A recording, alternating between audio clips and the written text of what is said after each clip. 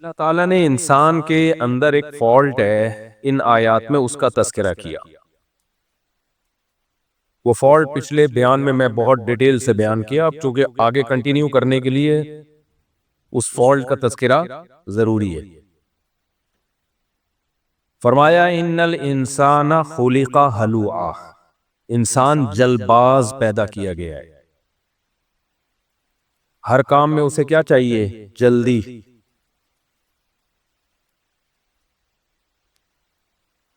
جس کو ہم یوں بھی کہہ سکتے ہیں جلد بازی ہوتی ہے بے صبرے میں، بے صبری سے بھی ہم اس کو تعبیر کر سکتے ہیں کہ انسان نیچرلی کیا ہے؟ بے صبر ہے، تبھی اس کو فوراً رزلٹ چاہیے ہوتا ہے ہر چیز میں۔ آپ کہہ سکتے ہیں بھائی اگر جلد بازی ہے تو بہت سے سست لوگ ہم نے دیکھے ہیں، وہ کوئی کام بھی جلدی جلدی کرتے ہی نہیں ہیں، تو اصل میں وہ بھی جلد بازی ہے، ان کی طبیعت میں ہے، تبھی کام نہیں کر رہے۔ انہیں پتہ ہے کام کر کے سکون ملے گا تھوڑی دیر سے، کام کیے بغیر ابھی فوری سکون مل رہا ہے، دیر والے کو ایسے کی تیسے۔ میں سمجھا پا رہا ہوں اپنی بات؟ جو لوگ سست ہوتے ہیں نا وہ بھی اصل میں جلد باز ہوتے ہیں۔ جلد باز کا مطلب یہ ہوتا ہے کہ ایک مثال سے بات سمجھاتا ہوں میں۔ آپ کو ڈاکٹر نے بتایا آپ صبح جاگنگ کرو، خوراک پہ کنٹرول کرو، تو آپ کو دماغی بہت زیادہ سکون ملے گا، آپ کی صحت اچھی ہوگی، خوشیوں بھری زندگی ہو جائے گی آپ کی۔ لیکن کیا ایک دن میں ہو جائے گی؟ ہے بھائی؟ اب جن کی طبیعت میں جلد بازی نہیں ہے وہ کیا کریں گے؟ فوری رزلٹ نہیں چاہیے ان کو، وہ محنت کریں گے، وہ صبر کریں گے، بھاگنے میں، دوڑنے میں، اپنی لائف کو مینج کرنے میں، برگر پیزے پھوڑنے پھاڑنے میں، ان سب چیزوں میں وہ اپنے آپ پہ کیا کریں گے؟ کنٹرول۔ اور جو سست ہوگا وہ اصل میں جلد باز ہوگا۔ کیوں؟ وہ کہہ رہا ہے یار اس سے سکون ملنا شروع ہوگا 1 مہینے کے بعد، مجھے ابھی سکون چاہیے، اور ابھی سکون یہ ہے کہ بستر پہ پڑے رہو، اٹھنے کی کوشش مت کرو۔ یہ جو مزہ آ رہا ہے نا لائف میں، انجوائے، یار یہ مزہ بھاگنے دوڑنے میں بولو نہیں۔ ادھر لایا برگر کھا، یار کس نے دیکھا کل کیا ہوگا، کل ہم برگر جیسے بنیں گے، تو جب بنیں گے تو سوچیں گے اس بارے میں۔ تو اصل میں جو سست لوگ ہوتے ہیں وہ جلد باز ہوتے ہیں، جو چست ہوتے ہیں وہ جلد باز نہیں ہوتے۔ ایک جلدی پسندیدہ ہے، محمود ہے، ایک جلد بازی نامحمود ہے، ناپسندیدہ ہے۔ وہ جلد بازی پسندیدہ ہے جس میں آپ ایکٹیو ہو جائیں۔ کچھ لوگوں کو دیکھا ہے نا کام سستی سے کرتے ہیں، تو قرآن ان لوگوں کی تعریف نہیں کر رہا جو کام سستی سے کرتے ہیں۔ کسی کو کوئی کام لگا دو نا تو کرے گا ہی نہیں، اس کو کہا جائے کہ بھائی جلدی جلدی نمٹاؤ تو کہتے وہ کہے کہ بھائی اللہ نے جلد بازی سے کیا کیا ہے؟ منع کیا ہے۔ بھائی یہ جلد بازی، یہ جو آپ جلد بازی سے کام نہیں لے رہے، یہ سستی کی وجہ سے، یہ پسندیدہ نہیں ہے، یہ شریعت میں معیوب ہے۔ اور ایک جلد بازی وہ ہے جو پسندیدہ ہے، وہ جلد بازی یہ کہ سستی سے کام نہ کریں آپ۔ تو قرآن جو کہہ رہا ہے کہ انسان میں ٹیکنیکل فالٹ ہے، وہ جلد باز ہے، تو یہاں جلد بازی سے کیا مراد ہے؟ بے صبر ہے۔ یہ آیت کو میں ایکسپلین کر پا رہا ہوں کہ نہیں کر پا رہا؟ بے صبر ہے، وہ چاہتا ہے کام ہونا اور رزلٹ فوراً چاہیے، اور اس بے صبری میں اس کا بیڑا غرق ہو جاتا ہے۔ اس کی میں نے پچھلے بیان میں بہت ساری مثالیں دی تھیں کہ دنیا میں یہ جو جلد بازی کی نیچر ہے نا، بے صبری کی نیچر، اس سے انسانیت کو کتنا نقصان ہوا، انسان کی انفرادی زندگی میں کیا تباہیاں آتی ہیں، اس سے اجتماعی زندگی میں کیا تباہیاں آتی ہیں۔ انفرادی زندگی میں تو اس سے کیا ہوتا ہے؟ سست ہو جاتا ہے انسان، پڑھنے کے بعد رزلٹ ملے گا کئی سال کے بعد، اور کھیلنے کودنے میں ابھی رزلٹ مل رہا ہے، کھیلتے رہو سارا دن۔ کھانے پینے پہ کنٹرول کریں گے، رزلٹ ملے گا چند سال کے بعد، جب صحت اچھی ہو جائے گی آپ کی، آپ کو لائف میں مزہ آنا شروع ہوگا۔ لیکن پھوڑنے پھاڑنے کا مزہ کیا ہے؟ ابھی یہ فوری پھوڑتے رہو، ادھر سے دیکھ کر ڈھکن کھلا، یہ بھی کھا لیا، وہ بھی کھا لیا، زندگی برباد ہو جاتی ہے۔ یہ لوگ ڈپریشن میں زیادہ جاتے ہیں۔ یہ لوگ چرس پینے کا مزہ فوراً ملے گا آپ کو، چھوڑ دو گے صبر کرنا پڑے گا، لیکن یہ مزہ ہمیشہ ہوگا، دائمی مزہ ہوگا۔ چرس کا مزہ وقتی ہے لیکن ٹینشنیں دائمی ہیں، شراب کا مزہ وقتی ہے، ٹینشنیں دائمی ہیں۔ تو انفرادی سطح پر بھی انسان کو جلد بازی کا نقصان ہوتا ہے۔ اجتماعی سطح پر میں نے مثالیں دی تھی غیر مسلموں کی، پوری دنیا پہ جو بڑی بڑی طاقتیں ظلم کر رہی ہیں، اس کے پیچھے اصل میں بے صبری کا عنصر ہی ہے۔ عراق کو برباد کر دیا نا بڑی بڑی طاقتوں نے، بے صبری، بھائی ہمارے اتنے اثاثے ہیں، یہ ڈبل ہو جائے، یہ کیا ہو جائے، ہم اور عیاشی کریں۔ بھائی صبر کر لو، اللہ نے تمہیں اتنی ترقی دی ہے، اتنے اللہ نے تمہیں وسائل دی ہیں، کچھ دوسروں کو بھی کھانے دو یار، غریب کے منہ سے نوالا مت چھینو۔ غریب ملکوں میں اکثر جنگ جو کرواتے ہیں نا، یہ بڑی بڑی طاقتیں کرواتی ہیں۔ کچھ غریب ملک دنیا میں ایسے ہیں کہ ان میں سونے کی کانیں ہیں، ان میں ڈائمنڈ کی کانیں ہیں، اگر وہاں پر امن قائم ہو جائے تو وہ ملک ارب پتی بن جائیں، وہ ملک بہت ترقی کرنا شروع کر دیں۔ اب بڑی طاقتوں کو چاہیے تھا، کوئی بات نہیں یار، ترقی کرنے دو، ہمیں بہت دیا ہے اللہ نے، ہم بھی کھا رہے ہیں تو وہ بھی کھا لیں گے تو کیا ہو جائے گا، لیکن صبر نہیں ہے کسی کو کھاتا دیکھ کے۔ نہیں بھائی، یہ بھوکے ننگے ہی رہیں تو زیادہ اچھا ہے، بس ان کا بھی ہم کھا لیں۔ تو ملکی سطح پہ دیکھا جائے، قومی سطح پہ دیکھا جائے، انفرادی سطح پہ دیکھا جائے، تو سارا جو فالٹ ہے انسان میں، جس کی وجہ، جس کے سائیڈ ایفیکٹ ظاہر ہو رہے ہیں، وہ کیا ہے؟ بے صبری اور جلد بازی۔ اس سے ہمیں پتہ چلتا ہے بھائی کہ اپنی طبیعت میں جلد بازی نکال دو۔ نبی صلی اللہ علیہ وسلم نے فرمایا ایک صحابی سے کہ ان فیک خصلتین یحبہم اللہ ورسولہ۔ یہ بہت زبردست حدیث ہے، اس کو پلے باندھ لیں، آپ ہمیشہ کے لیے یاد کر لیں۔ دیکھو نبی صلی اللہ علیہ وسلم نے کسی کی منہ پہ تعریف کرنے سے منع فرمایا ہے، کیونکہ جب آپ کسی کی منہ پہ تعریف کرتے ہیں وہ چوڑا ہو جاتا ہے، چوڑا ہو جاتا ہے، اس کے اندر خود پسندی پیدا ہوتی ہے، تکبر پیدا ہوتا ہے، تھوڑے دنوں میں وہ دوسروں کو حقیر سمجھنا شروع کر دیتا ہے، اور وہ یہ سمجھتا ہے کہ مجھ جیسا دنیا میں کوئی نہیں۔ اکثر منہ پہ تعریف لوگوں کو نقصان پہنچاتی ہے۔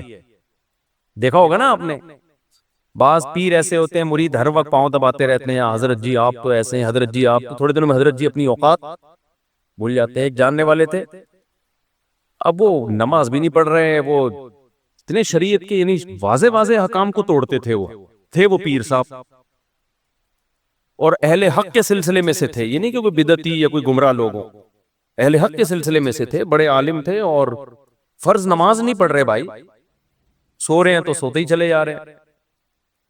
ہمیں بڑا احساس ہوا کہ یار اچھے بھلے آدمی ہیں، جماعت سے نماز میں غائب ہوتے ہیں، بلا وجہ نمازیں ضائع کر رہے ہوتے ہیں، مریدوں کا زبردست حلقہ ان کا۔ تو میں نے ایک دن کسی سے پوچھا، میں نے کہا یار یہ اچھے بھلے آدمی ہیں، ان کو ہو کیا گیا ہے؟ اچھا، ان کی غلطی کی اصلاح کے لیے اگر کوئی شخص ان کو جا کے بتائے کہ حضرت آپ یہ جو کر رہے ہیں کائنڈلی یہ نہ کریں، کوئی بات انہوں نے جیسے کہہ دی بیان میں، تو ایک دم غصے میں کیا ہو جائیں، رگیں پھول جائیں ان کی نا دماغ کی۔ اب لوگ ان سے بات کرتے ہوئے بھی ڈریں کہ یار ان کو کوئی جیسے بیان میں کوئی غلط بات کر دی نا، تو کوئی ان کو سمجھا دے کہ حضرت یہ بڑے احترام سے، نہیں، ایک دم وہ کیا ہو جاتے ہیں، ان کے غصے سے دماغ خراب ہونا شروع ہو جائے۔ تو میں بھی پریشان تھا، یار ان کو ہو کیا گیا ہے؟ پرانی بات ہے، اب ان کسی کے سمجھ میں نہیں آئے گا کہ کس کی بات کر رہا ہوں، بہت پرانا قصہ ہے، 10-15 سال ہو گئے اس واقعے۔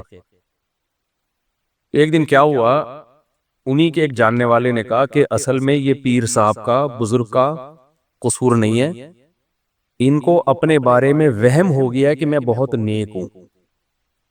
نہیں آئی میرا خیال بات، ان کو اپنے بارے میں کیا ہو گیا ہے، وہم ہو گیا ہے کہ میں بہت نیک ہوں۔ لوگوں نے پاؤں اتنے دبائے، تعریفیں اتنی کی، حضرت جی حضرت جی حضرت جی کر کر کے نا، ان کو وہم ہو گیا کہ شاید میں واقعی بہت پہنچا ہوا ہوں۔ اب جب آپ کو اپنے بارے میں یہ عقیدہ بن جائے کہ میں بہت پہنچا ہوا ہوں، پھر کوئی آپ کی برائی کرے گا تو غصہ آنا بالکل بجا بات۔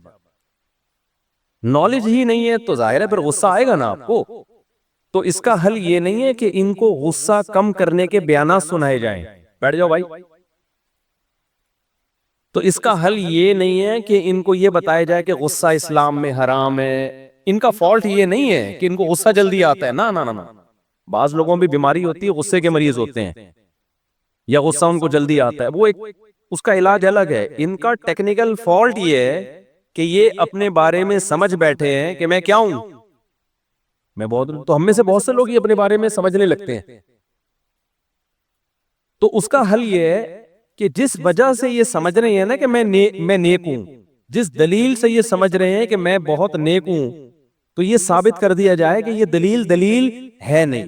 دیکھو کہیں آپ کا مناظرہ ہو رہا ہو، بحث ہو رہی ہو، اگلا حدیث پیش کر رہا ہے کہ یہ دلیل ہے، دیکھو اس سے یہ مسئلہ ثابت ہوتا ہے، تو آپ حدیث کا انکار تو نہیں کرو گے نا. حدیث تو دلیل ہے، لیکن آپ یہ ثابت کر دو کہ بھئی یہ ضعیف حدیث ہے، یہ حدیث کیا ہے، ضعیف ہے. تو اس کا استدلال کیا ہو جائے گا، خود بخود کمزور. کسی نے دلیل میں گواہ کو پیش کیا دعوی کو ثابت کرنے کے لیے، تو آپ کیا کرو گے، یہ ثابت کر دو کہ بھئی یہ گواہ جھوٹے ہیں، ان کے بارے میں پبلک کی رپورٹیں صحیح نہیں ہیں. تو اب اس کی دلیل کیا ہو جائے گی، جب دلیل کالعدم ہو جائے گی تو دعویٰ خود بخود کالعدم ہو جائے گا. تو بعض دفعہ انسان کو، میں یہ اس لیے بتا رہا ہوں کہ ہم اور آپ بھی اس میں مبتلا ہو سکتے ہیں، کسی کی غیبت مقصد نہیں ہے، آپ کو ویسے بھی کیا پتا کس کی بات ہو رہی ہے، ہم اور آپ میں بھی اس مرض میں آ سکتے ہیں. لوگ تعریف کرتے ہیں، دلیل ہمیں اپنے بارے میں، ہم وہ جو بزرگ سمجھ رہے تھے نا اپنے آپ کو میں بہت نیک ہوں، وہ کس دلیل کی بیس پہ سمجھ رہے تھے کہ میرے اتنے سارے مریدین ہیں، سب مجھ سے دم کرواتے ہیں، سب مجھے دعاؤں کا کہتے ہیں، سب میری جوتے اٹھا کے بغل میں رکھ کے گھوم رہے ہوتے ہیں، مجھے ننگے پاؤں کوئی نہیں جانے دیتا، اپنی چپلیں میرے آگے کر دیتے ہیں، اور مجھے فلاں بزرگ سے خلافت بھی ملی ہوئی ہے، فلاں بزرگ نے مجھ پہ اعتماد بھی کیا ہوا ہے، اور مجھے فلاں دن خواب آیا تھا، اس میں نبی صلی اللہ علیہ وسلم نے بڑی خوشخبری دی تھی، تھپکی دی تھی مجھے، اور ایک دن میں سویا تو مجھے خوشبو آنا شروع ہو گئی اچانک کمرے میں. اس قسم کے واقعات ہوتے ہیں لوگوں کے ساتھ.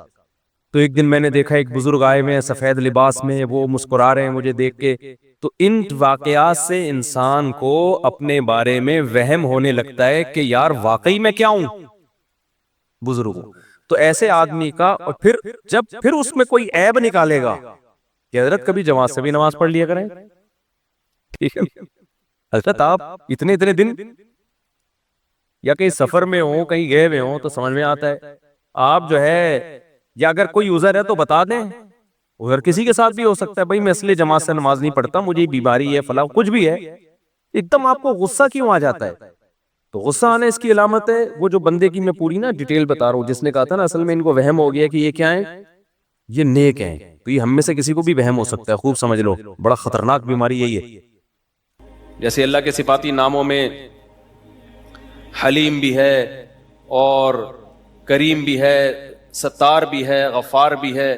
تو انہوں نے کہا یار یہ کمپنی نے نا، کمپنی کا نام فرض کرو الغفار کمپنی تھا، فرض کر لو، تو یہ تو اللہ کا نام لکھا ہوا ہے، یہ گلاس نیچے گرے گا، پاؤں میں آئے گا، اس سے بے ادبی ہوگی، آپ اس کے خلاف بیان دیں. میں نے کہا خدا کا واسطہ، اللہ کا واسطہ معاف کر دو یار، کیوں اسلام کا مذاق اڑوا رہے ہو اتنا لمبا. اب میں فوراً ان کی بات سن کے جذباتی ہو جاتا، یار الغفار تو کس کا نام ہے، اللہ کا نام، اور غفار کمپنی بالفرض ہوتی اس کی ایسی کی تیسی کر دیتا.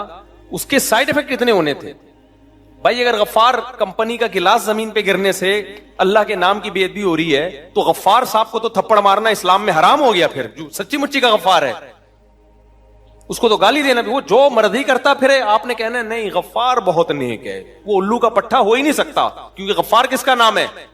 اور غفار کو آپ نے بول دیا الو کا پٹھا، وہ کہے گا، یہیں کہیں آپ نے لکھ دیا بھائی غفار تو 2 نمبر ہے، اس نے توہین کا کیس بنا دیا، بھائی غفار اللہ کا نام ہے اور اس نے کہا غفار کیا ہے 2 نمبر. تو ہم کیا تعویل کریں گے، بھائی اللہ کو نہیں کہا، یہ جو بندہ ہے نا غفار اس کو بولا ہے. تو کمپنی بھی بولے گی ہم نے اللہ کے نام کو نہیں گرایا، وہ جو کمپنی کا نام ہے وہ زمین پہ آ رہا ہے،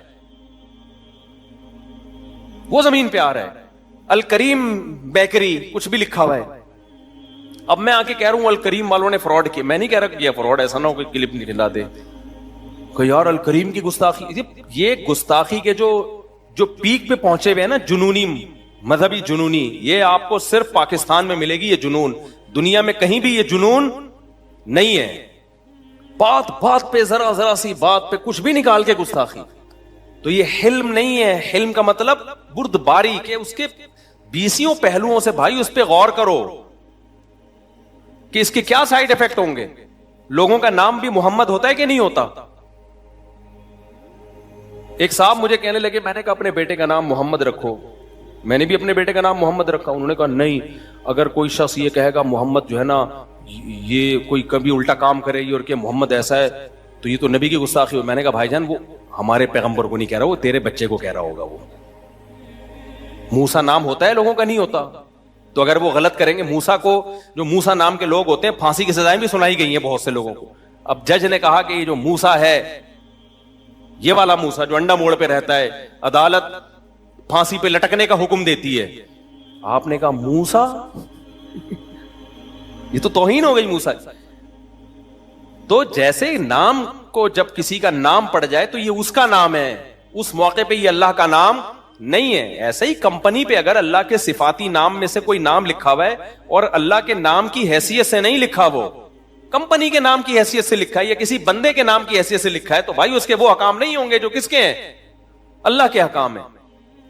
کتنے لوگوں پہ اس طرح توہین کے کیس ہوئے ہیں کہ اسٹیکر پہ کچھ لکھا ہوا تھا, کچھ بھی لکھا ہوا تھا نا, وہ آپ نے کسی کے گھر پہ باہر جا کے اسٹیکر لگا دیا, پمفلٹ لگا دیا, اس کا نیا کلر ہوا ہے, اس نے دیکھا میرے مکان کی ایسی کی تیسی ہو گئی, اس نے جا کے وہ پمفلٹ پھاڑ, اس نے تھوڑی پڑھتا کہ اس کو اندر کیا لکھا ہوا ہے. وہ کہیں نیچے گرا ہے, کہیں پانی میں, اس پہ کہیں نبی کا نام لکھا ہوا تھا, تو کیس کر دیا اس کو کہ توہین رسالت کا.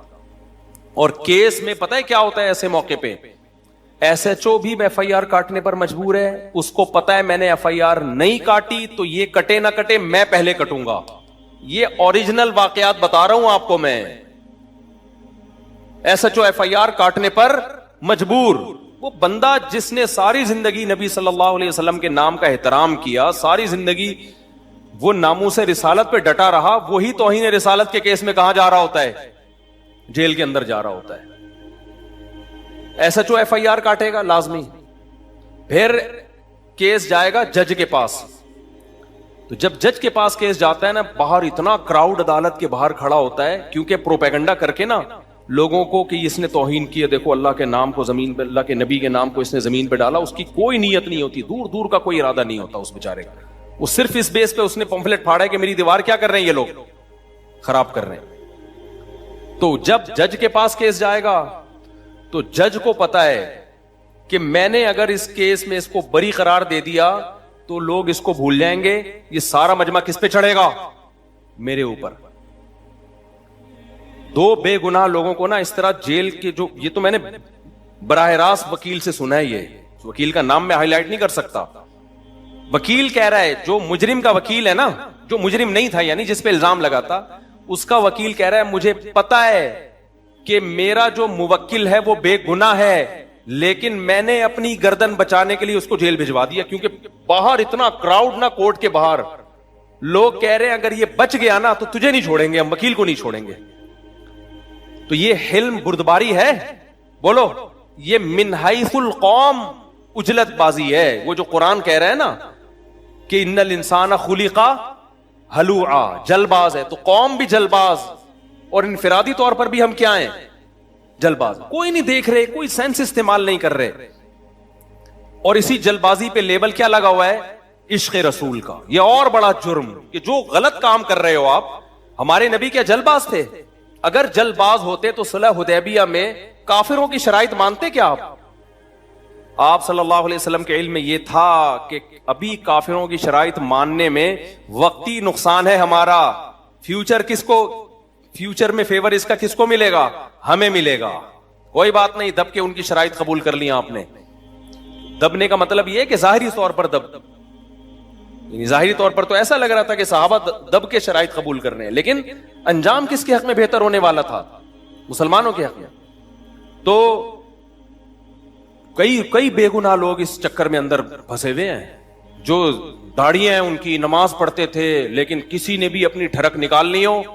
آپ یار ابھی کا اس ہفتے کا واقعہ بتاؤں میں, 3-4 دن پہلے ٹریفک پولیس والا آیا وردی میں, یہی صحن کی بات ہے, اسی مسجد میں, کہتا ہے میرے بھائی کو توہین رسالت کے کیس میں اندر کر دیا ہے. رو رہا تھا وہ, رو رہا تھا. کہہ رہے اس سے خدا کی قسم توہین نہیں کی ہے اس نے, ذو معنی الفاظ اس کی زبان سے نکلے ہیں.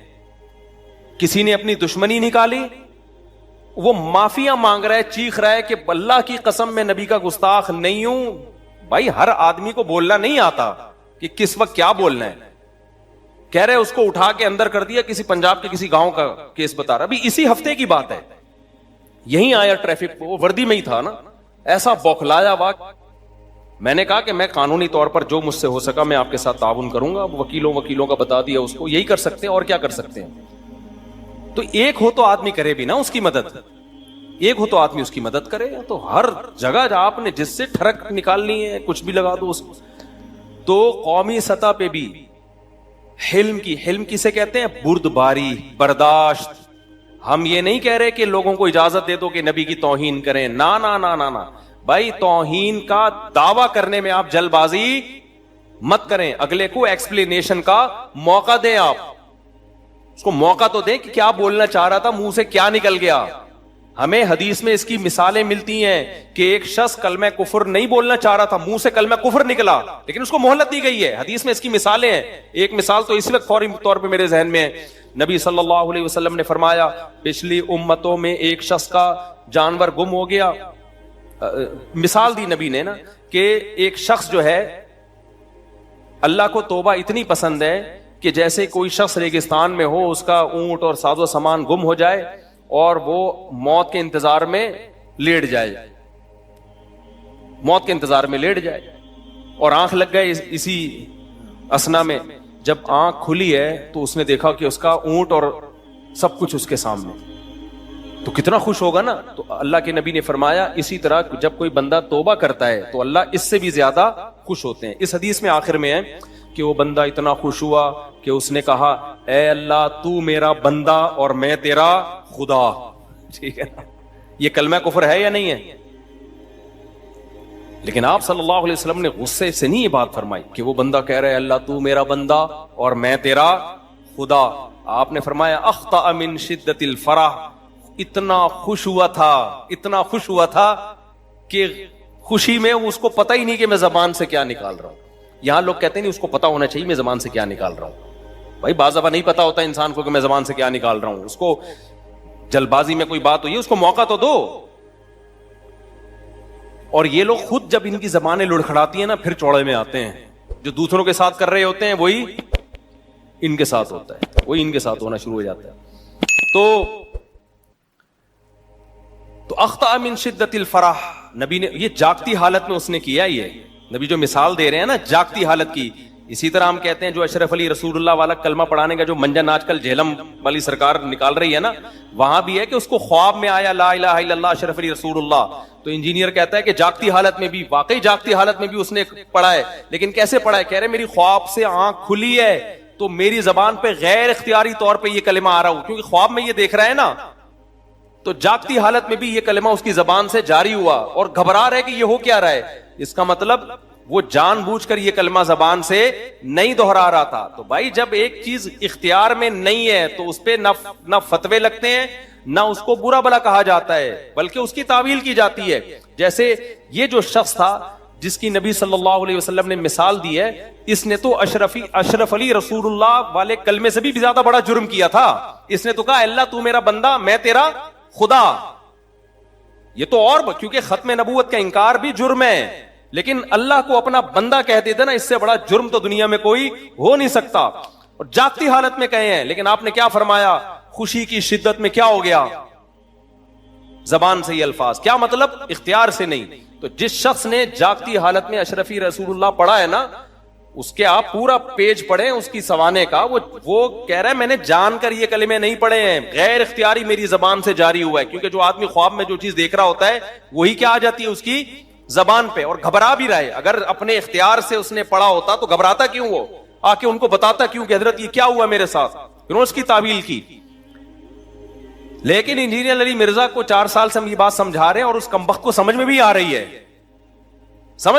ہے, لیکن رجوع نہیں کر رہا, کیونکہ انتہائی ڈھیٹ آدمی ہے. ڈھیٹ نہیں, بے شرم آدمی ہے, انتہائی بے شرم انسان ہے. اور ایک مولوی صاحب ہیں پنجاب کے, میرے ذہن سے ان کا نام نکل گیا, انہوں نے انجینئر کی وہ کلپ چلائے ہیں کہ جب اس کے بابے سے ایسی غلطیاں ہوئی ہیں تو کیسی تعویلات کر رہا ہے. اس کے بابے سے بھی غلطیاں ہوئی ہیں جن کو اپنا بابا مانتا ہے, تو پھر دیکھو کیسا گھماتا ہے بات کو. تو اس میں میں انشاءاللہ بھی کلپ ریکارڈ کرواؤں گا, یہ تو پھر بیچ میں بات آ گئی. تو خیر, تو اب کیا ہے, الحلم والانا جو ہے نا, حلم کسے کہتے ہیں؟ بردباری. تو قوم میں بردباری بولو نہیں ہے. اور کوئی بات نہیں, بردباری نہ ہوتی, آپ اس بردباری نہ ہونے پر مذہب کا لیبل لگا کے اور بڑا جرم کر رہے ہو. دیکھو کتنے لوگ چرس پیتے ہیں, کیا اسلام میں چرس ہے؟ نہیں ہے, لیکن چرسی اس پہ اسلام کا لیبل نہیں لگاتے. لیکن اگر کوئی چرسی اسلام کا لیبل لگا کے چرس پینا شروع کر دے کہ یہ عین اسلام ہے, تو پھر چھوٹا مجرم ہوگا یا بہت بڑا مجرم ہوگا؟ بہت بڑا مجرم. تو اسی طرح اسلام میں حلم ہے, بردباری ہے, جلد بازی اسلام میں نہیں ہے, ہلڑ بازی اسلام میں نہیں ہے, جلدی میں کسی پہ فتویٰ لگا دینا, گستاخ قرار دے دینا فوری, یہ اسلام میں نہیں ہے. تو لیکن اگر آپ جلد بازی سے کام لے تو حلم جس کی اسلام میں تعریفیں ہیں, اور جلد بازی جس کو اسلام برا عمل قرار دیتا ہے, آپ اگر جلد باز ہو بھائی, لیکن اگر آپ اس پہ عشق رسول کا اور ناموس رسالت کا لیبل لگا دیتے ہو, پھر یہ چھوٹا جرم نہیں ہے, یہ پھر کیا ہے؟ بڑا جرم ہے یہ. اور قتل انسانی یہ اور عمر قید, یہ تو بہت بڑی سزائیں ہیں, اس پہ تو بہت سخت معیار ہونا چاہیے کسی کو سزا دینے کا. اسلام میں نا حدود ذرا سے شبہے سے ساقط ہوتی ہیں, پتہ ہے آپ کو؟ یہ جو گستاخ کی سزا ہے نا اسلامی پاکستان کے قانون میں, اس میں یہ لکھا ہوا ہے کہ بطور حد سزا دی جائے گی, بطور حد. اور حد کے بارے میں پوری امت کا اجماع ہے, جب تک جرم یقینی 100% بالکل بے غبار طریقے سے ثابت نہیں ہوتا, اس وقت تک سزا نہیں دی جا سکتی. اس کی میں چند مثالیں دیتا ہوں, کیونکہ یہ جو قرآن میں نے آیت پڑھی ہے نا, یہ جب تک میں مثالیں نہیں دوں گا تو آپ کو کیسے پتا چلے گا کہ ہم اس آیت کا اپنی سوسائٹی میں کیسے انکار کر رہے ہیں. آیت میں نے کیا پڑھی تھی؟ ان الانسان خلق ہلوعا, انسان جلد باز ہے. تو اللہ برائی کے طور پہ بیان کر رہے ہیں کہ جلد بازی کو چھوڑو تم. تو میں اس کی مثالیں جب تک نہیں دوں گا, لوگ مجھ پہ الزام لگا رہے ہوتے ہیں مصعب آیت لے کے چلے اور مثالیں توہین رسالت کی اور ناموس رسالت کی اور فلانے کی اور ڈمکانے کی, درس تو ہو نہیں رہا. اور بھائی اس آیت کو بیان کرنے کا کیا فائدہ جس کو آپ سوسائٹی پہ اس کا امپلیمنٹ ہی نہیں کر رہے, آپ بتا ہی نہیں رہے سوسائٹی کو کہ کیسے ہم اس آیت کی دھجیاں اڑاتے ہیں. یہ تو پھر وہی خطبہ ہو گیا جو عرب ملکوں میں ہوتا ہے کہ لا کے پکڑا دیا اور خبر نامے کی طرح بیان کر دیا. سب عرب ملکوں میں نہیں ہوتا, بہت سارے ملکوں میں ہوتا ہے کہ آپ کو حکومت ایک پکڑا دیتی ہے, بس یہ آیتیں پڑھیں, ترجمہ کریں اور پتلی گلی سے نکلیں. آپ اس سے کیا لوگوں کو فائدہ ہوگا؟ اصل تو یہی ہے نا اس آیت کے, جو ہماری سوسائٹی میں کس طرح سے قرآن کے ان احکام کی دھجیاں. قرآن تو آپ کو اخلاقیات بہت زبردست سکھاتا ہے. ہم تو قرآن کے صرف نماز روزے کو لے کے بیٹھے ہوئے ہیں, اخلاقیات کا پورا باب, معاملات کا پورا باب, نکاح طلاق کے حکام اور خرید و فروخت کے حکام, اور کیا کیا انسان کے اندر اخلاقی صفات ہونی چاہیے. یہ تو پورا قرآن کا ایک بہترین چیپٹر ہے. یہ اگر مذہبی لوگوں میں ہی نہیں ہوگا تو بھی بہت برا ہے, اور مذہبی لوگوں میں نہ ہو اور اس نہ ہونے پہ لیبل لگا دیں اسلام کا, پھر تو بہت ہی زیادہ برا ہے. نہیں آ رہی میرا خیال ہے بات سمجھ میں؟ بہت مشکل ہے میرے بھائی, بہت مشکل. وہی ہو گیا گلاس پہ الغفار لکھا ہوا ہے, ان کا نام کچھ اور تھا, لیکن وہ نیٹ کے وہ صاحب مجھے کہہ رہے ہیں صاحب اس کے خلاف بیان دیں. الغفار کمپنی کا نام کچھ اور تھا, لیکن اصل کمپنی کا نام نہیں لینا چاہتا نا, ایسا نہ اسی کمپنی کی واٹ لگا دیں لوگ جا کے. تو وہ گر گیا تو اب کیا ہوگا؟ توہین ہوگی اللہ کے نام کے. میں نے کہا بھائی الکریم بھی نام ہوتا ہے بس, اور رحیم بھی بہت سے لوگوں کا نام ہوتا ہے, کمپنیوں کے نام بھی رحیم ہوتے ہیں, کریم ہوتے ہیں, کیا کیا کرو گے بھائی؟ تو کریم تو فراڈ کر ہی نہیں سکتا. لوگ کہیں گے یہ کریم فراڈی, اللہ کا نام ہے کریم, اس کا احترام کرو. بھائی ہم کریم صاحب جو ہیں وہ ان کی بات کر رہے ہیں. جب اللہ کے نام کے, جیسے حلیم وہی ہے, لوگوں نے شوشہ چھوڑ دیا تھا کہ حلیم کو حلیم نہ کہو, دلیم کہو. ایک صاحب نے کہا آپ دلیم کھاتے ہو, میں نے کہا یہ کیا ہوتا ہے؟ کہہ رہے ہیں حلیم کو دلیم. میں نے کہا ہم حلیم کو حلیم ہی بولتے ہیں بھائی, جو ہے وہی بولیں گے. کہہ رہے نہیں حلیم اللہ کا نام ہے. میں نے کہا جب حلیم کو حلیم کہا جاتا ہے اس وقت کسی کا بھی ذہن اس طرف نہیں جاتا کہ یہ کس کا نام ہے؟ اللہ کا نام ہے. جیسے موسیٰ کا لفظ عربی میں اس طرح کو بولتے ہیں, بلیڈ کو جس سے حلق کرتے ہیں نا, عربی میں موسیٰ کسے کہتے ہیں؟ بلیڈ کو کہتے ہیں.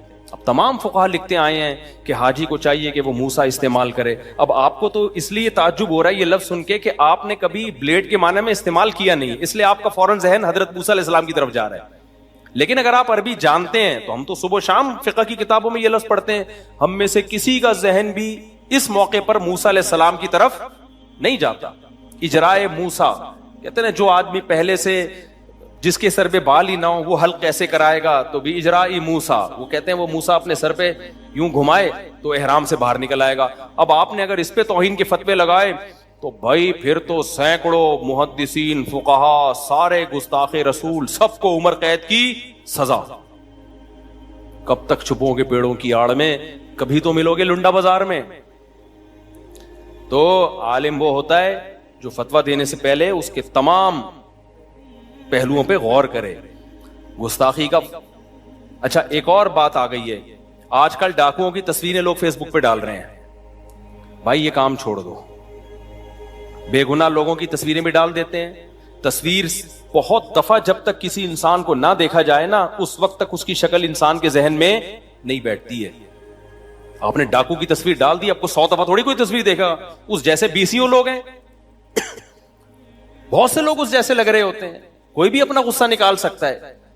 لیکن جہاں تصویر آئی بغیر تحقیق کے, دیکھا نہیں کہ یہ سچی مچی کا ڈاکو ہے بھی کہ نہیں ہے, ایسا تو نہیں اسی شکل کا آدمی ہے. ٹوئنز کے ساتھ تو ایسا بہت ہوتا ہے, قرضہ ایک نے کھایا ہوتا ہے پٹتا دوسرا ہے, بہت ہوا ہے ٹوئنز کے ساتھ. تو ایسا ہوا ابھی ایک بے گناہ آدمی کے ساتھ, ڈاکو کے طور پہ اس کی تصویر ڈال دی, وہ تھا نہیں ڈاکو, ڈاکو جیسا لگ رہا تھا, وہ بدنام ہو گیا سوسائٹی میں. کیا پاگلوں والی حرکتیں ہیں یار. آپ فیس بک پہ تصویر ڈالنے سے پہلے 100 دفعہ سوچو اس کے سائیڈ ایفیکٹ کیا ہوں گے. لیکن وہی ہے جلد بازی, حلم نہیں ہے حلم. تو حلم کہتے ہیں برداشت. تو آپ صلی اللہ علیہ وسلم نے ان صحابی سے فرمایا ان فیک خصلتین, تمہارے اندر 2 خوبیاں ہیں. ایک الحلم. ایک اور مولوی صاحب کا واقعہ ہے, وہ بیان کرتے ہوئے زبان سے ان سے گستاخی ہو گئی اس لیے کہ ان کو اردو صحیح نہیں آتی تھی. پبلک نے پکڑ کے جان سے ہی مار دیا, حالانکہ یار اس کی داڑھی ہے, وہ نمازی آدمی ہے. عقل کیا کہتی ہے ایسا آدمی پاکستان جیسے ملک میں بھرے مجمع میں نبی کی گستاخی کر سکتا ہے؟ وہ پاگل ہے. اس کو موقع تو دو یار, زبان نہیں آتی آپ کو. ڈاکٹر ذاکر نائک پہ چلا دیا تھا نا انہوں نے نبی کو, کچھ ایسا مردہ کے لفظ کو استعمال کر لیا تھا, اس کی اردو کمزور ہے. لوگ جواب میں کہہ رہے ہیں جب اردو نہیں آتی صحیح طرح تو بول کیوں رہے ہو. بھائی یہ کہنے کی باتیں ہوتی ہیں, انسان بعض دفعہ کسی اور زبان میں اپنی بات کو ایکسپلین کرتا ہے, اس سے غلطیاں ہوتی ہیں, اس کو موقع دیا جاتا ہے. اچھا یہ بھی ایک بڑی مصیبت ہے ہماری قوم میں. انگریزوں میں ہم نے دیکھا ہے آپ غلط انگلش بولو گے نا وہ اپریشیٹ کرے گا آپ کو, کبھی مذاق نہیں اڑائے گا. اردو اسپیکنگ میں ہم نے دیکھا ہے کہ کوئی دوسری زبان کا غلط اردو بول رہا ہے اس کا مذاق اڑانا شروع کر دیتے ہیں. بھائی یار وہ آپ کی زبان بول رہا ہے, آپ اس کو اپریشیٹ کرو کہ چلو یار اس کی مادری زبان نہیں ہے لیکن وہ آپ کی زبان کو عزت دے رہا ہے, اس کا مذاق اڑاتے ہیں. یہ مذکر کو مؤنث بول رہا ہے, یہ مؤنث کو مذکر بول رہا ہے, یہ ایسے بول رہا ہے, یہ یوں بول رہا ہے. یہ ہے سینس, ٹھیک ہے نا. یہ بھی جلد بازی ہے. گوروں میں یہ خوبی ہے آپ غلط انگلش بولو, کبھی میں نے نہیں دیکھا, میں تو سفر کیا ہے نا, کبھی مذاق نہیں اڑائیں گے, آپ کو بولنے دیں گے, بلکہ اپریشیٹ کریں گے. ویل ڈن ویل ڈن, بہت اچھی انگلش. غلط بول رہا ہوتا ہے آدمی, غلط بول رہا ہوتا ہے لیکن ویل ڈن اپریشیٹ کریں گے. کیوں؟ ان کو خوشی ہوتی ہے یار ہماری زبان ترقی کر رہی ہے. ان کو پتا ہے یار جس کی مدر لینگویج انگلش نہیں ہے وہ صحیح نہیں بول سکتے. 4 لفظ بھی بول رہے ہیں تو ترقی ہماری زبان کو, ہمیں عزت مل رہی ہے. اور ہم کیا کر رہے ہوتے ہیں, کوئی غلط اردو بول رہا ہے بیچارہ سیکھ رہا ہے, اس کا مذاق اڑانا. وہ پھر کہتا ہے یار میں نہیں بولوں گا آئندہ سے. تو خیر یہ تو درمیان میں ایک بات آ گئی. تو نبی صلی اللہ علیہ وسلم نے کیا فرمایا, ان فیک خصلتین, تمہارے اندر 2 خوبیاں ہیں. آپ بھی کہو گے مفتی صاحب حدیث کا اگلا حصہ بھی دوسری بھی تو بتا دو نا. میں جان کر ترساتا ہوں, تڑپاتا ہوں. میں ترسا کے جو چیز دماغ میں ڈالی جائے نا وہ کھوپڑی کے اندر انسٹال ہو جاتی ہے. میری عادت ہے ترسانے. ہو سکتا ہے میں 5 منٹ کے لیے خاموش ہو جاؤں. تو یہ جان کر کرتا ہوں میں کہ ایک چیز کو نا اچھی طرح تاکہ دوسری کی طلب رہے, طلب بڑھے آپ کے اندر.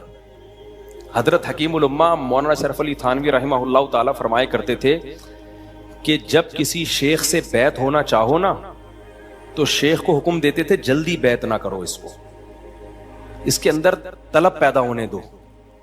خوب جب طلب پیدا ہوگی, کئی بیانات سنے گا, پکی عقیدت ہوگی. ابھی ہوائی عقیدت ہوتی ہے نا, کچھ دن بیٹھے نہیں مجلس میں, ایک پہلی دفعہ میں آ کے بس حضرت آپ بہت زبردست, ابے تجھے کیسے پتا چل گیا حضرت اتنے زبردست ہیں؟ کچھ ٹائم گزار, کچھ زیادہ دنوں تک بیانات میں بیٹھ, پھر پتا چلے گا. تو فرماتے تھے کہ جس شیخ سے پہلے عقیدت ہو, محبت ہو جائے اچھی طرح سے, پھر اس سے بیعت ہونے کا جو فائدہ ہوتا ہے, ایک ہوتا ہے بیعت ہونے کے بعد عقیدت ہو, ایک ہوتا ہے عقیدت پہلے ہو بیعت بعد میں. فرمائیں دونوں میں بڑا فرق ہے. جس شیخ سے محبت عقیدت پہلے ہو, پھر جب بیعت ہوگے نا ٹھا کر کے فائدہ ہوگا آپ کو, دین پہ ایسا چلو گے. اور ایک ہے بیعت ہو گئے, محبت بعد میں جا کے پیدا ہو رہی ہے, اس میں آپ کی اسپیڈ کیا ہوگی, آہستہ. پھر وہ ایک بڑی پیاری مثال دیا کرتے تھے, مثال تو نازیبا ہے لیکن سوسائٹی کے حساب سے. انہوں نے کہا ایک شادی وہ ہوتی ہے کہ لڑکی سے شادی پہلے ہو گئی, محبت بعد میں پیدا ہو رہی ہے. بیوی سے تو محبت ہو ہی جاتی ہے نا, کا اس میں. اور ایک ہے عشق پہلے ہوا شادی, دونوں میں زمین آسمان کا فرق ہے یا نہیں؟ کیا خیال ہے؟ وہ جو عشق پہلے ہوا پھر شادی ہو, اس میں تو انسان کی نیندیں اڑ جاتی ہیں, اس میں بہت ٹوٹ کے محبت ہوتی ہے, اس کو ساری زندگی احساس رہتا ہے بھائی میری چاہت مجھے ملی ہے. ایک ہے ملنے کے بعد میری چاہت بنی ہے, وہ تو بہت فرق ہوتا ہے اس میں. تو وہ فرمایا کرتے تھے کہ طلب کے بعد دیکھو, روزے جب بھوک لگتی ہے دبا کے, پھر افطاری کا مزہ آتا ہے کہ نہیں آتا؟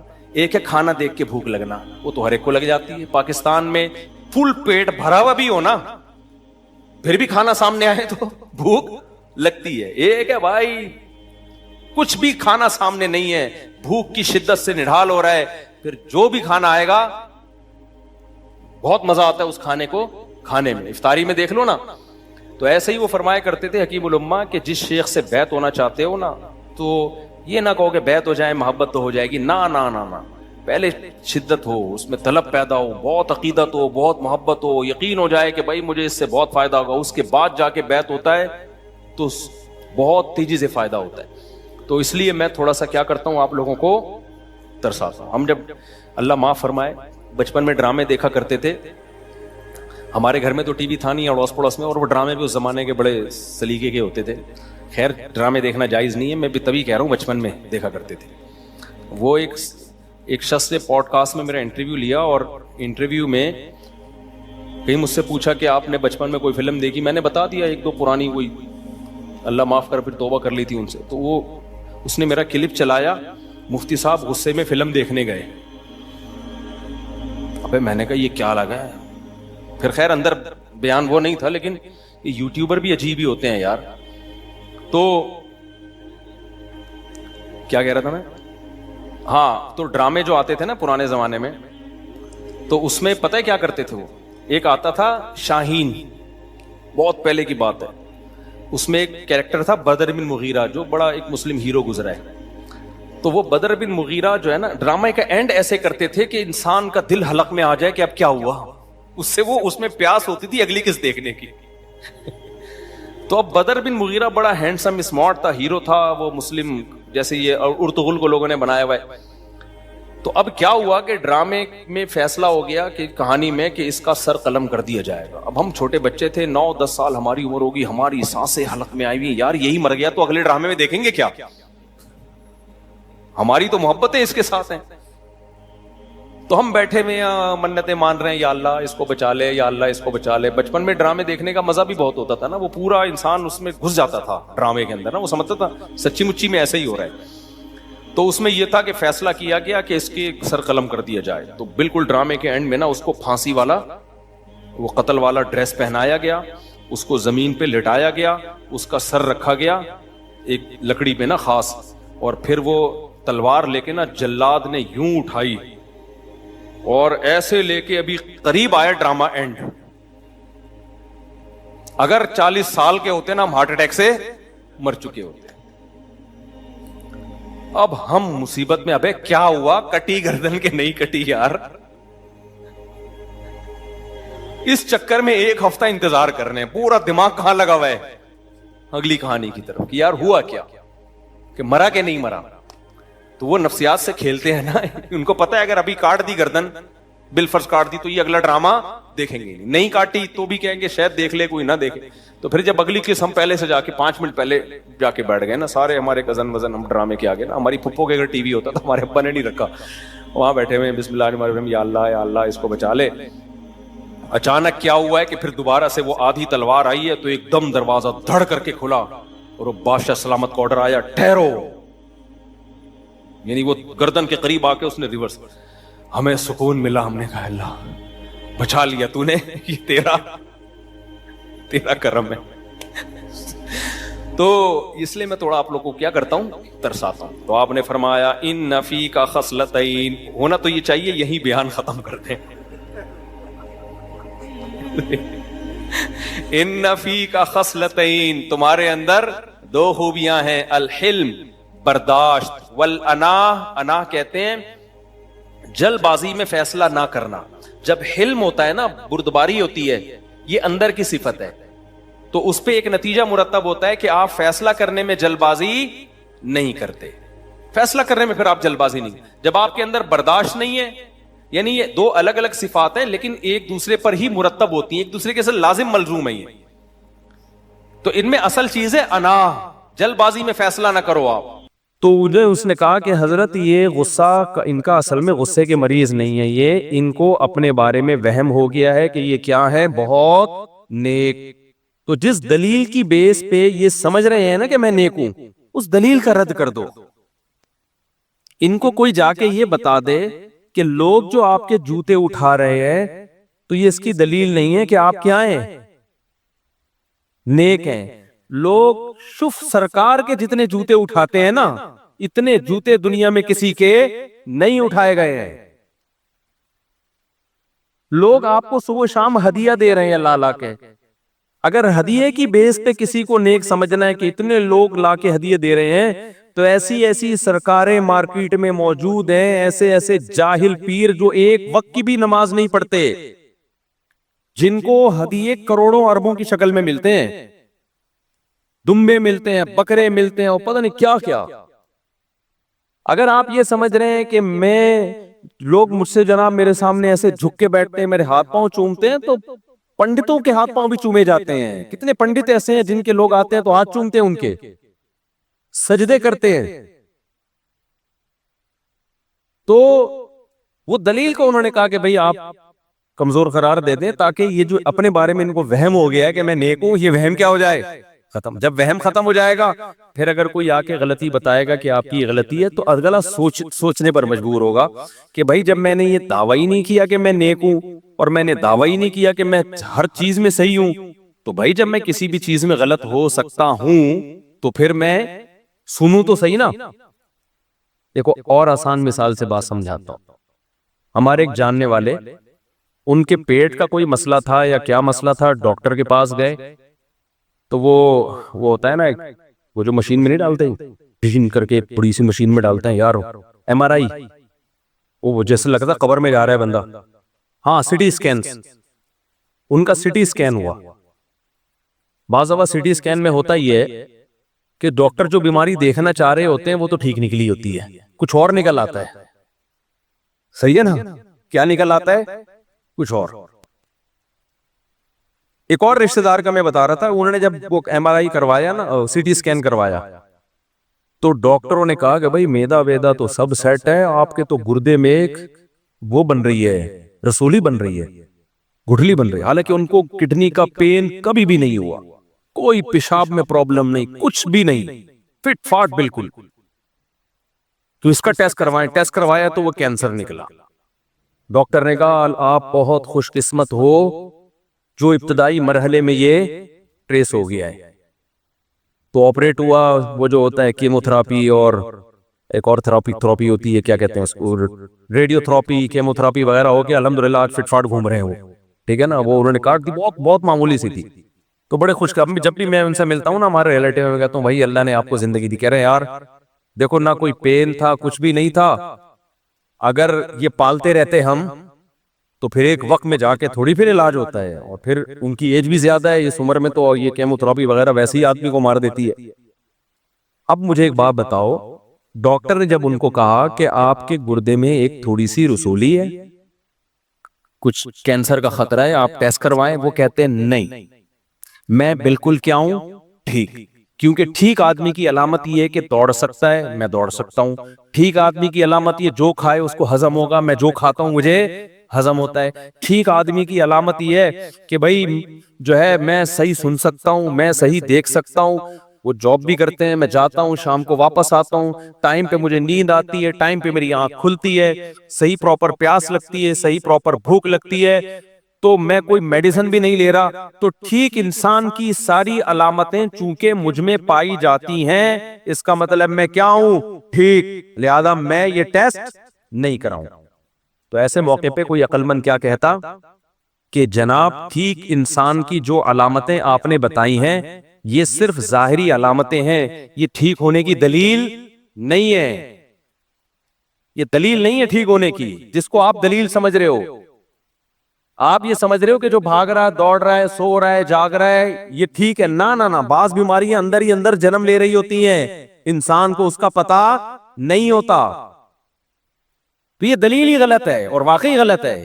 کینسر بعض دفعہ ایسے اندر پیدا ہو رہا تھا، آپ فٹ فاٹ گھوم رہے ہیں، آپ کو پتا ہے آخری سٹیج میں جا کے پتا چلتا ہے کہ بھائی یہ تو انا للہ ہونے والا ہے آپ کا. اب آپ ڈر نہ جائیں کہ آپ سب کے گردوں میں بھی کہیں رسولی نہ ہو. جب اللہ مارنے پر آئے گا میرے بھائی پھر کس کس چیزوں کے ٹیسٹ کرواؤ گے آپ؟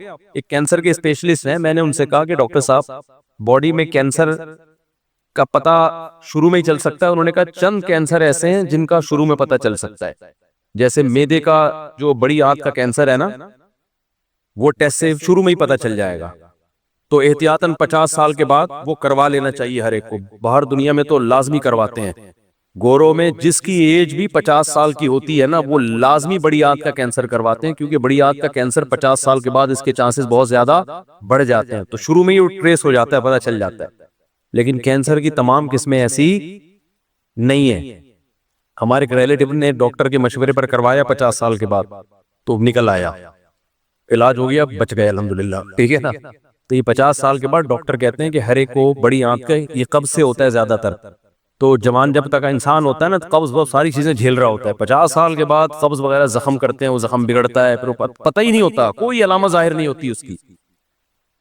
لیکن میں نے ڈاکٹر صاحب سے پوچھا کہ اور کون کون سے، انہوں نے کہا نہیں پتہ چلتا بھائی، کوئی پتہ نہیں چلتا.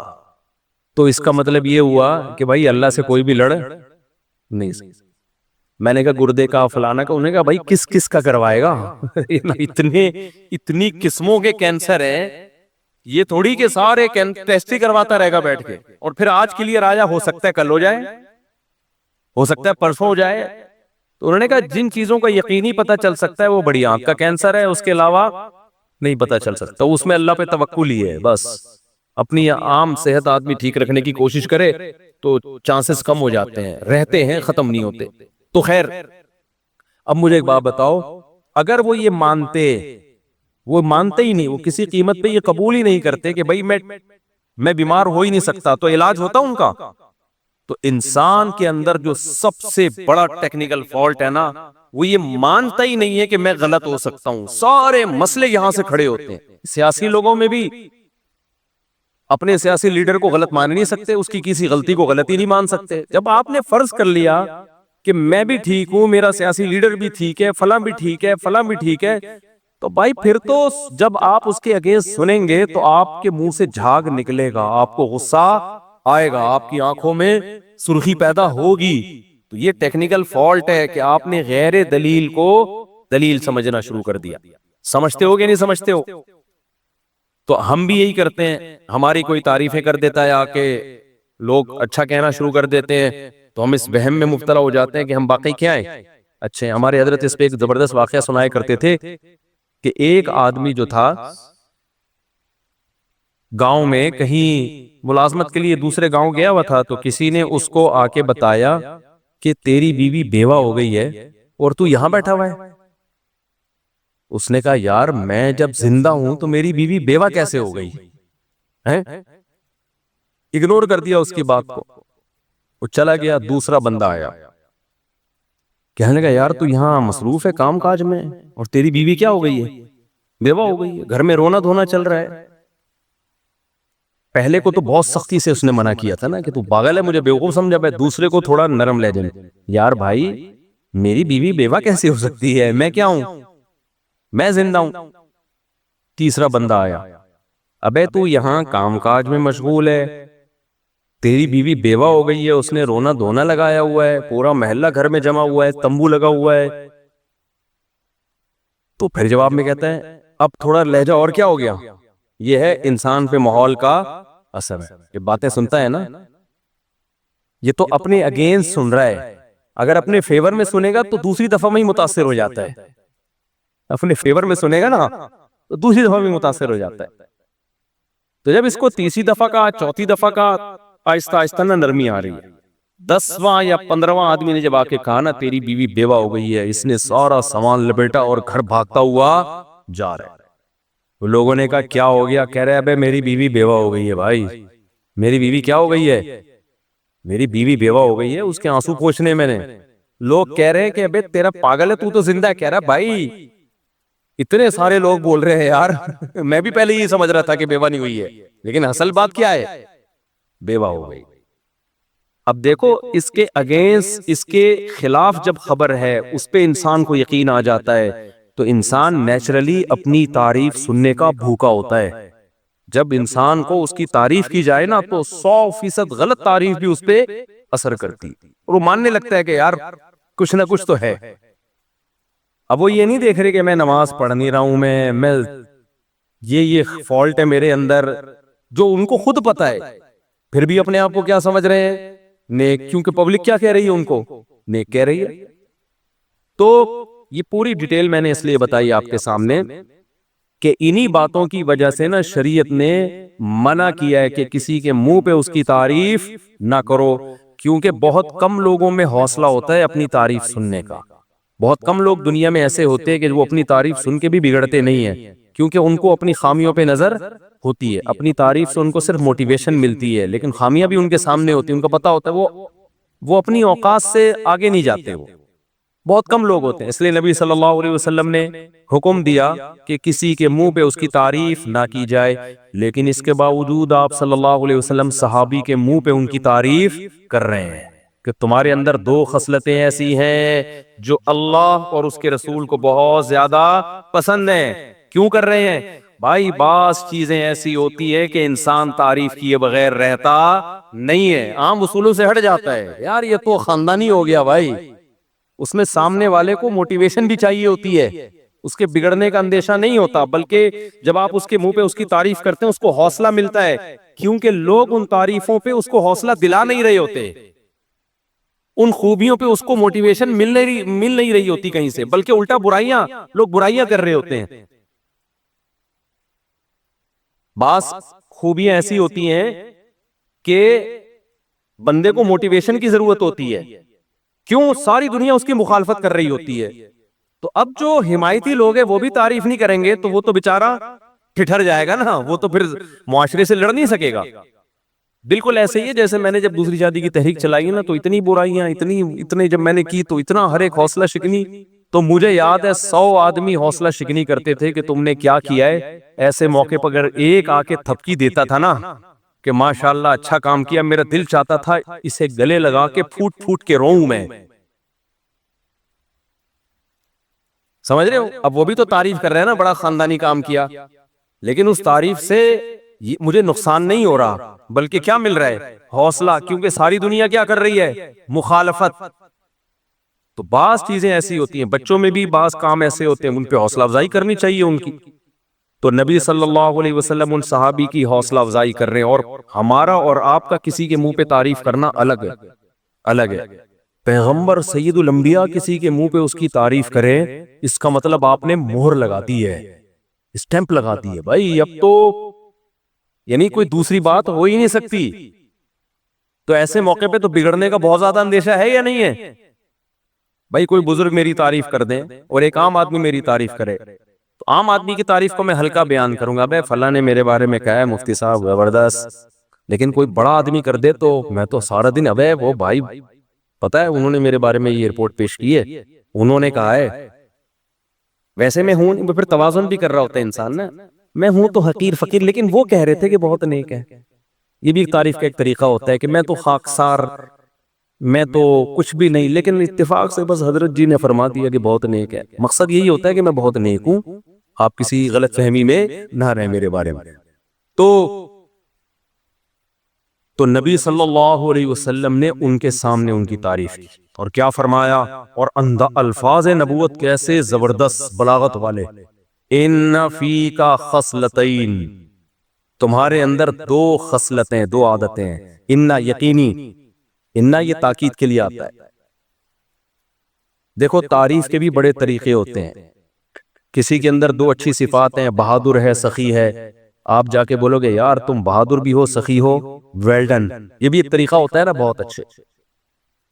لیکن نبی صلی اللہ علیہ وسلم نے ان کی تعریف کو بھی انتہا تک پہنچایا، فرمایا تمہارے اندر دو ایسی خصلتیں ہیں، یحبہم اللہ ورسولہ، جو اللہ کو بھی بہت پسند ہیں اور اللہ کے رسول کو بھی بہت پسند ہے، یعنی مجھے بھی بہت پسند ہے وہ۔ تو اس کا مطلب واقعی وہ بہت ہی اچھی چیزیں ہیں، بہت زیادہ اچھی چیزیں ہیں۔ تو یہ کیوں نبی بتا رہے ہیں کہ بھائی یہ ان چیزوں سے دستبردار مت ہونا۔ عام طور پہ لوگوں کو یہ دو چیزیں پسند نہیں ہوتی ہیں، کیوں؟ یہ دونوں چیزیں خصلتیں جلد بازی کے خلاف ہیں، اور پبلک کو جلد بازی پسند ہوتی ہے، افراتفری پسند ہوتی ہے، ہلڑ بازی پسند ہوتی ہے، فوراً فیصلے کرو، فوراً، یہ سٹائل ہوتا ہے پبلک کا۔ وہ کیا خصلتیں آپ نے فرمایا؟ الحلم والاناہ، حلم کہتے ہیں بردباری، برداشت، ایک دم ایکسائٹڈ نہیں ہو جاتے، ایک دم جذباتی نہیں ہو جاتے، بردباری۔ ہماری عادت کیا ہے، کوئی بھی کوئی شخص آ کے بات کرے گا، ایک دم ہماری رگیں، ہماری رائے کے خلاف جائے گا نا تو ایک دم ہماری رگیں پھولنا شروع۔ گستاخیوں کے فتوے تو پاکستان میں ہول سیل کے حساب سے لگ رہے ہیں۔ کچھ دن پہلے مجھے کسی نے کہا کہ بھئی اللہ کا نام اس گلاس پہ لکھا ہوا ہے، اللہ نہیں لکھا ہوا تھا، جیسے اللہ کے صفاتی نام ہے نا،